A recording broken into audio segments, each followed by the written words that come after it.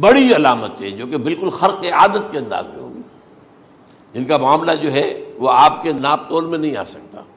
آپ کی chemistry physics اس کا جو ہے وہ نہیں کر سکتی، ادراک ہوگا یہ قیامت کی۔ ان میں نمبر ایک کیا ہے؟ ایک بہت بڑا دھواں آئے گا، پوری دنیا کو لپیٹے گا۔ نمبر دو، دجال کا ظہور ہوگا،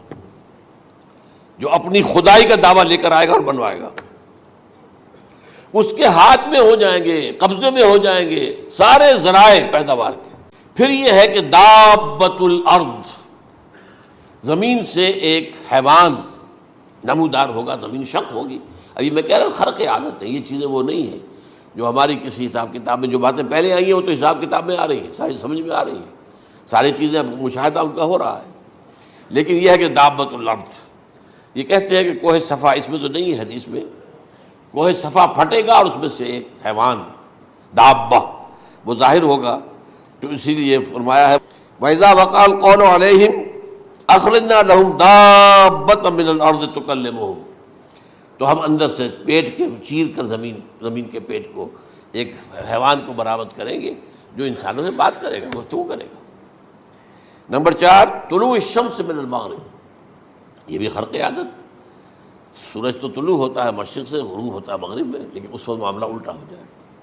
یعنی جو کائنات کے اندر جو گڑبڑ ہوگی کچھ سمجھ میں بات آتی ہے کہ یہ معاملہ جو ہے یہ تو اس پورے سولر سسٹم کو اگر بدل دیتے ہیں تو مشرق مغرب ہو جانا، مغرب مشرق ہو جانا، یہ بالکل سمجھ میں آنے والی بات ہے۔ اس کے بعد ہے عیسیٰ ابن مریم کا نزول، جس کے بارے میں آج میں نے گفتگو کی ہے تفصیل سے۔ یہ نزول ہونا ہے، یہ علامات قیامت میں سے حضور نے بیان فرمایا ہے، اور قرآن مجید کی جو اصطلاحات ہیں اس کے حوالے سے میں نص قطعی جو ہے وہ میں آپ کے سامنے رکھ چکا ہوں۔ پھر یاجوج ماجوج کا ایک معاملہ ہے، یہ میں ابھی اس وقت زیادہ اس پر بات نہیں کر سکتا۔ حضرت عیسیٰ علیہ السلام کے نزول کے بعد دو کام ہوں گے، یہودیوں کا قلع قمع ختم، تمام یہود، ایک کام تو یہ ہونا ہے، اور نمبر دو عیسائیت کا ختم ہو جانا، اب کل آبادی ہے۔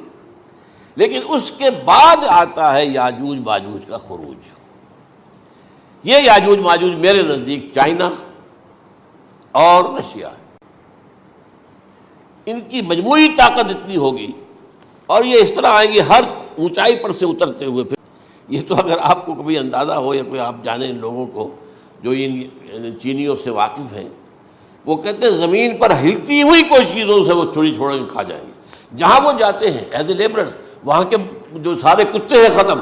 ساری بلیاں ختم، ہر شے، وہ جو سانپ کھاتے ہیں، ہر چیز کھاتے ہیں، اور یہ تمام ایسٹرن کنٹریز کے اندر ہوتا ہے، بڑی ڈیلیشس ڈشز ہیں یہ سانپ وغیرہ وغیرہ، اور یہ جس طرح کھا جائے، پانی پئے ایک قطرہ نہیں رہے گا اس پر۔ تو پھر جو ہے اللہ تعالیٰ اس وقت جو ہے اس میں ایک ایسی بیماری پیدا کرے گا، یہ سب مر جائے، یہ معجزے سے ہوگا، یعنی ان کے اوپر فتح جو ہے وہ عام لڑائی کے ذریعے سے نہیں ہوگی، بلکہ اس کے اوپر فتح جو ہوگی وہ اللہ تعالیٰ سے بوجھ، ایک بیماری پیدا ہوگی، سب مر جائے گا، اور اس کے بعد اللہ تعالیٰ ایسے پرندے بھیجے گا بڑی لمبی لمبی گردنوں والے، وہ ان سب کو کھا جائیں گے، جیسے ہمارے ہاں گدھ ہوتے ہیں وہ ان کو صاف کر دیں گے۔ ورنہ تو یہ ہے کہ پوری دنیا کے اندر جو بدبو اور جو پیدا ہوتا معاملہ اس سے،